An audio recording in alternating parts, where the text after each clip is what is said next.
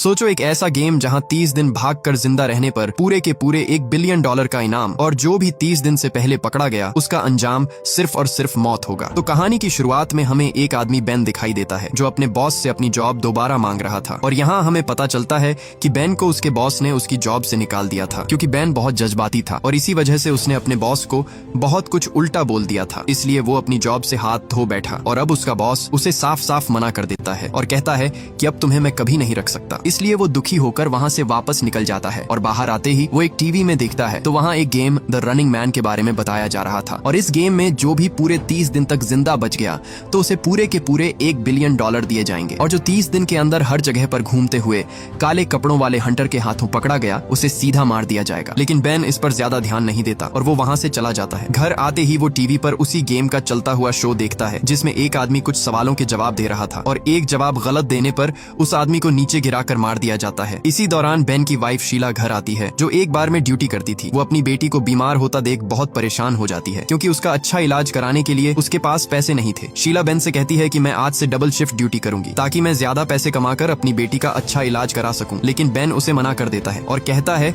कि तुम अब कहीं पर भी नहीं जाओगी क्योंकि अब मैं एक गेम खेलने वाला हूं जिससे मैं इतने पैसे कमा लूंगा कि हम अपनी बेटी का अच्छा इलाज करा सकेंगे। इसीलिए वो उस शो में जाने के लिए तैयार हो जाता है। शीला उसे उस शो में जाने से मना करती है और उससे कहती है कि तुम जो गेम खेलने जा रहे हो उस गेम से आज तक कोई भी जिंदा नहीं बच पाया, इसीलिए तुम्हारी जान को बहुत खतरा हो सकता है। लेकिन बेन उसे बताता है कि उस शो में बहुत सारी गेम्स हैं और मैं वो गेम खेलूंगा जिसमें जान को सबसे कम खतरा हो। बेन उसे एक बोर्ड देता है और कहता है कि आज भी सबसे कम इनाम पूरे $75 का था। इसके बाद बेन सीधा अपने घर से उस गेम शो की तरफ निकल पड़ता है और उसी गेम कंपनी के अंदर आ जाता है। वो लाइन में खड़ा ही था तभी वहाँ एक बूढ़ा आदमी गिर जाता है। बेन ने उस गार्ड को एम्बुलेंस बुलाने को कहा लेकिन उस गार्ड ने उसे साफ साफ मना कर दिया। ये सुनकर बेन उस पर गुस्से होकर चिल्लाता है, इसलिए गार्ड से बदतमीजी की वजह से उन्होंने बेन को लाइन के एंड पर खड़ा कर दिया। काफी इंतजार करने के बाद वो काउंटर पर आता है जहाँ गार्ड्स की बात न मानने पर उसके नाम पर वार्निंग लगी हुई थी। ये देखकर बेन गुस्से में वो शीशा तोड़ देता है और उसे सीधा उस गेम एरिया में भेज दिया जाता है। आते ही वहाँ उसे एक लड़की जेनी और एक लड़का टिम मिलते हैं। इसके बाद सबको एक सूट पहनाकर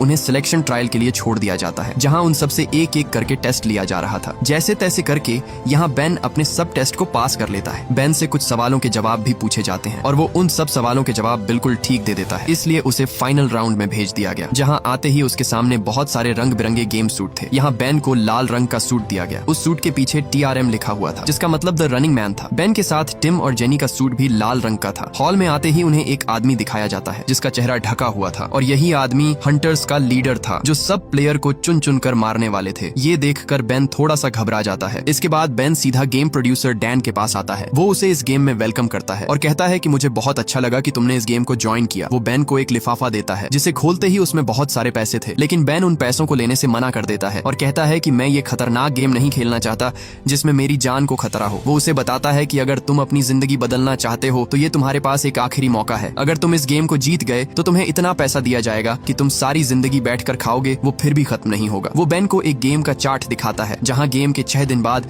पूरे $45,000 बढ़ जाएंगे और गेम के 1 हफ्ते जिंदा रहने पर $65,000 और भी बढ़ जाएंगे और गेम के 8वें दिन तक जिंदा रहने पर पूरे के पूरे $86,000 उसके अकाउंट में ऐड कर दिए जाएंगे। इतना पैसा देखकर अब बेन अंदर ही अंदर सोचने लगता है क्योंकि ये उसके पास एक आखिरी मौका था जहां से वो इतना तकड़ा पैसा ले सकता था। डैन उससे कहता है कि अगर तुम पूरे 30 दिन तक उन जानलेवा हंटर से बचे रहे और अगर तुम पूरे 30 दिन तक जिंदा रहे तो ये गेम तुम जीत जाओगे और पूरे के पूरे $1 बिलियन तुम्हारे हो जाएंगे। इसलिए ये सुनते ही बेन बिना सोचे पेन उठाकर उस कॉन्ट्रैक्ट पर साइन कर देता है और वहां से चला जाता है। इसके बाद बेन एक गार्ड के पास आता है। वो गार्ड उसे बताता है कि इस गेम के शुरू होते ही तुम्हारे पीछे पूरी दुनिया कुत्ते की तरह पड़ जाएगी, इसलिए तुम्हें और तुम्हारी फैमिली को बहुत ज्यादा खतरा है। इसलिए हम तुम्हें और तुम्हारी फैमिली को नई आइडेंटिटी दे रहे हैं ताकि तुम्हारी फैमिली सेफ रहे। बेन आखिरी बार अपनी बीवी से बात करना चाहता था लेकिन गार्ड उसे आगे से मना कर देता है। अब जैसे तैसे बेन उसे कॉल करने के लिए मना लेता है और वो कॉल पर अपनी बीवी को बताता है कि मैं अगले पूरे 30 दिन तक अपने घर नहीं आऊंगा क्योंकि मैंने द रनिंग मैन में हिस्सा ले लिया है। आगे से शीला उस पर गुस्सा होती है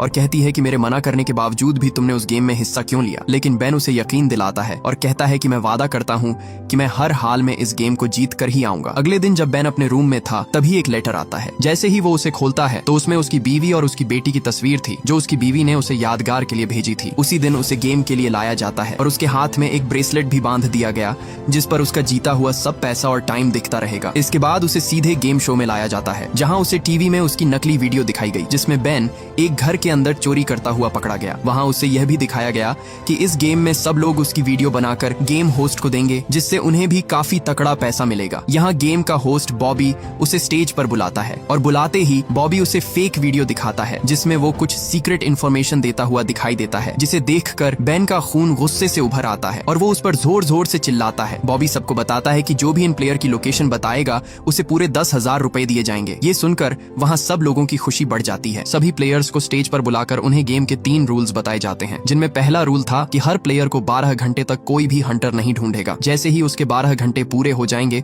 पूरी दुनिया से लोग उसके पीछे पड़ जाएंगे। रूल नंबर 2 में उन्हें हर दिन सुबह 10 मिनट की वीडियो रिकॉर्ड करके हर जगह रखे किसी भी मेल बॉक्स में डालनी होगी और अगर वो वीडियो डिवाइस को मेल बॉक्स में नहीं डालेगा तो उसे इस गेम से एलिमिनेट कर दिया जाएगा। रूल नंबर 3, गेम स्टार्ट होते ही पूरे 5 हंटर्स हाथ धोकर उसे मारने के लिए उसके पीछे पड़ जाएंगे। इसलिए जो भी प्लेयर इन हंटर्स से बच गया वो इस गेम को जीत लेगा। जो भी प्लेयर जितने ज्यादा दिन सर्वाइव करेगा उसे उतना ज्यादा पैसा दिया जाएगा और हर प्लेयर का हर दिन 1,000 रुपए बढ़ते जाएंगे और 30 दिन तक जो भी बच गया उसे पूरे के पूरे $1 बिलियन दिए जाएंगे। इसके बाद बॉबी सभी प्लेयर्स को वो हंटर दिखाता है जो इन सबकी जान के पीछे हाथ धोकर पड़ने वाले थे। इसके बाद तीनों प्लेयर्स को एक लिफ्ट में बंद करके उन्हें अलग अलग जगह पर भेज दिया जाता है। यहाँ बेन को लिफ्ट से बाहर एक जगह पर रिलीज कर दिया गया। जैसे ही वो बाहर आता है तो उसके सामने एक टेबल पर उसके लिए कुछ कपड़े और जूते रखे हुए थे। बेन भागकर सीधे एक गाड़ी के अंदर बैठ जाता है लेकिन बैठते ही वो ड्राइवर उसे पहचान लेता है। इसलिए डर की वजह से बेन वहाँ से उतरकर भाग निकलता है। बेन भागकर सीधे एक बिल्डिंग के अंदर आता है जहाँ एक बंकर से वो एक सीक्रेट जगह के अंदर आता है। वहाँ उसे एक आदमी मोली मिलता है। मोली इस बंकर में छुपकर कुछ हथियार बनाता था। मोली बेन का पुराना दोस्त था लेकिन मोली उस पर गुस्से होता है क्योंकि उसका यहाँ आना उसे किसी खतरे में डालने वाला था। बेन उससे उसके लिए 2 नकली ID कार्ड और एक पिस्टल देने के लिए कहता है लेकिन मोली उसे साफ साफ मना कर देता है। यहाँ वो जैसे तैसे करके उसे मना लेता है और वो उसकी आंख पर लेंस लगा देता है। साथ में उसे एक फेक ID कार्ड और एक पासपोर्ट देता है ताकि वो हंटर्स से बचकर किसी भी मुल्क में जा सके। बेन उसका शुक्रिया अदा करके सीधा एयरपोर्ट आ पहुंचता है। आते ही वो अपना फेक ID कार्ड दिखाता है जो खुशकिस्मती से पास हो जाता है और वो उस जहाज में बैठ जाता है। बैठते ही उसके ब्रेसलेट में अलर्ट आ जाता है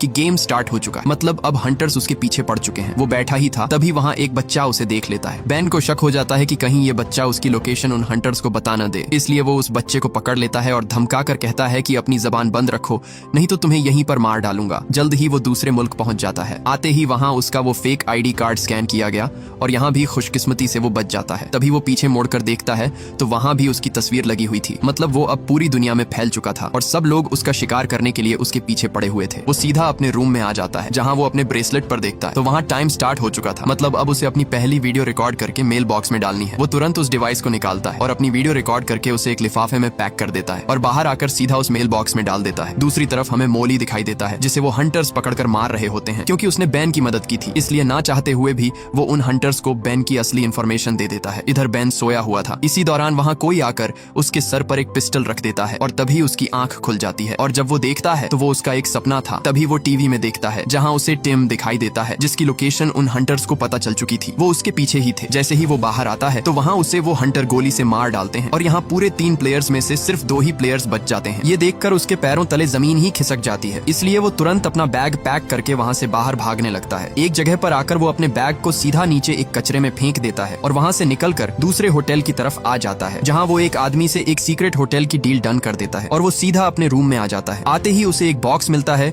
जिसमें कुछ चीजें थीं और साथ में एक बॉम्ब भी था। तभी उसे बाहर किसी की आवाज सुनाई देती है। जब वो खिड़की से बाहर देखता है तो वहाँ उसे 3 लोग दिखाई देते हैं जो वहाँ किसी के आने का इंतजार कर रहे थे। ये देखकर उसे कुछ गड़बड़ महसूस होती है लेकिन वो ज्यादा ध्यान नहीं देता। इसी दौरान उसे वहाँ एक आवाज सुनाई देती है। वो भाग कर देखता है तो वहाँ उन हंटर्स की गाड़ी आ चुकी थी जो उसे मारने के लिए आ गए थे। ये देखकर उसके होश ही उड़ जाते हैं। वो हंटर उसके कमरे तक पहुंच जाते हैं, इसलिए वो तुरंत एक बाथरूम में छुप जाता है। वो वहाँ से बाहर निकलने का सोचता है लेकिन उस बाथरूम की खिड़की बहुत मजबूती से बंद थी, इसलिए उसने एक लोहे के रॉड से उस शीशे को तोड़ दिया और उस लोहे के साथ शीशा लगाकर उसने एक चमचा तैयार कर लिया और दीवार के साथ छुपकर उस शीशे से उन हंटर्स को देखता है और मौके पर ही वहाँ से भाग जाता है। ऊपर आकर वो उन्हें बताता है कि वो गेम प्लेयर बेन रिचर्ड नीचे भाग रहा है। ये सुन वो हंटर्स वहाँ से चले जाते हैं। इधर वो ऊपर छत तक पहुँच जाता है। बेन एक रस्से को उस बैनर से बांधकर नीचे लटकते हुए अपने कमरे के सामने आ जाता है और हाथ से उस खिड़की का शीशा तोड़ देता है, जिससे आवाज वो हंटर सुन लेता है और अब वो उसके पीछे पड़ जाते हैं और दोबारा उसके कमरे के सामने खड़े हो जाते हैं। इधर बेन अपना सब सामान पैक कर देता है और वहाँ रखे उसी बॉम्ब को उठा लेता है। इसी दौरान वो हंटर उस पर गोलियां चलाने लगते हैं, जिसे देख वो सीधा नीचे कूद जाता है। तभी वहाँ वो साइन भी गिरने वाला था और नीचे वो हंटर लीडर उसका इंतजार कर रहा था। ये देखकर वो तुरंत एक आदमी के घर के अंदर कूद जाता है। वो उनसे बच बचाकर सीधा एक लिफ्ट के अंदर भाग कर आता है। इसी दौरान वो हंटर भी उसके पास आ जाता है। ये देखकर वो बॉम्ब उसके पास फेंक देता है।